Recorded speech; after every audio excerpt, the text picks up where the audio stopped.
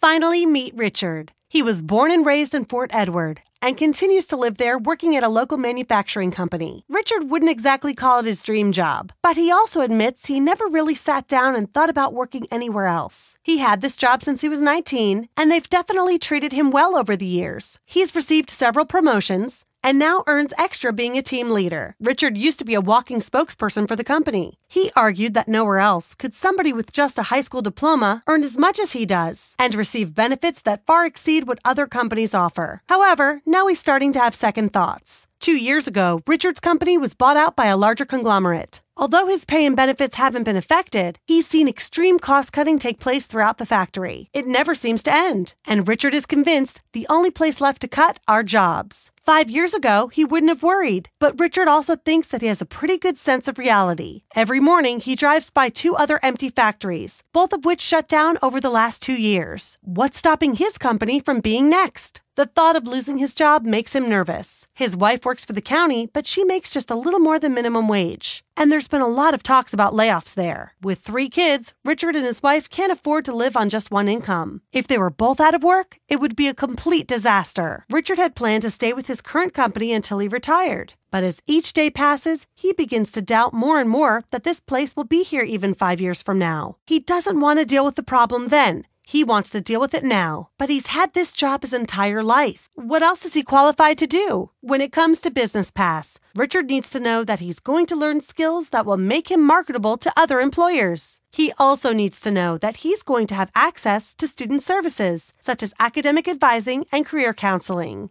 Going back to college was never in Richard's original plans, but at this point, he sees it as the only proactive option out there.